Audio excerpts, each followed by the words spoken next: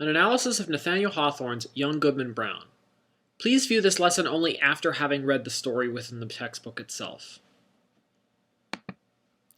Nathaniel Hawthorne lived from 1804 to 1864. He was born in Salem, Massachusetts. His father died when he was very young. He lived with his grief-stricken mother in relative isolation as a child. Hawthorne's great-great-grandfather was a crucial judge in the Salem witch trials. The family felt that they had been cursed by their connection to this sad historical event. It also happens that his family had been very wealthy and influential during Puritan times, and that they remained well off. So Hawthorne himself was the beneficiary of these Puritan wrongs. Therefore, much of Hawthorne's writing deals with his shame over his connection to the Puritans.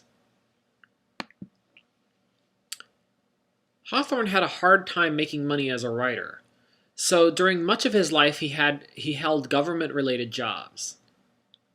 As an adult, he really didn't like living in Salem, but needed to stay there due to family and occupational obligations. He said, "I detest this town so much that I hate to go out into the streets or to have people see me." Hawthorne ultimately became famous for writing The Scarlet Letter, which was set in Puritan times and dealt with the consequences of characters who violated the community's imposed morality. Hawthorne was one of the first American writers to explore the hidden motivations of his characters, so looking at these motivations will be very important in our analysis.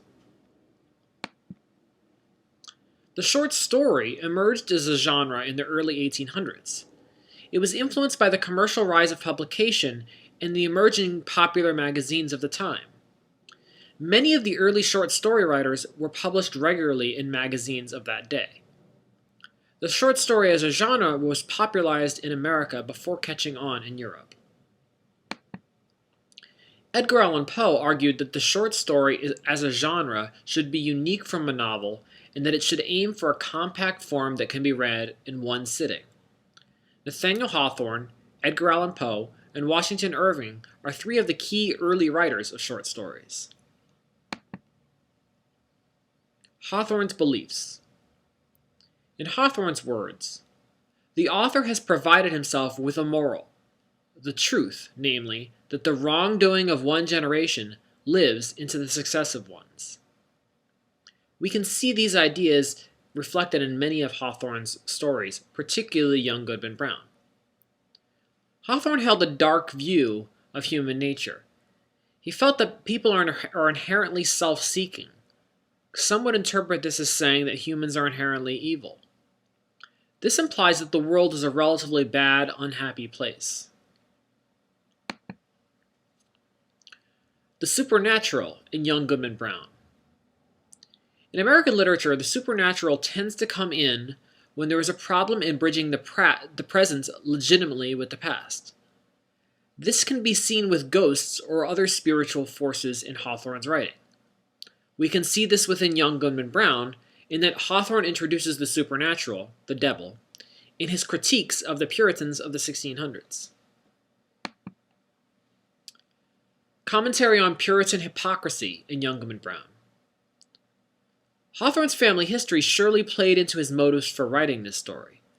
He had an obvious interest in showing the Puritans to be hypocritical, but there seems to be something more he's interested in. Because at the time of writing this story, the Puritans are largely a thing of the past. During his lifetime, the Puritans as a group were largely gone, and Hawthorne himself was not a Puritan. Rather than simply seeking to ridicule the Puritans, it is likely that Hawthorne may be seeking to convey a critique of the Puritan obsession with the devil. Commentary on evil in Young Goodman Brown. Instead of just trying to get across a critique of the Puritans, this story can also be read as getting across a message about the concept of the devil itself. After all, Goodman purposely puts himself in the situation to be tempted. Then, when his wife is apparently taken to the devil-worshipping ceremony in the woods, he runs through the forest demonstrating a kind of evil that is more intense than even that in the devil himself. Thus, the story might be critiquing the concept of evil as an external thing, but rather as an internal thing. In other words, Hawthorne might be suggesting that evil comes from within humans, not from some external imposed force, such as the devil.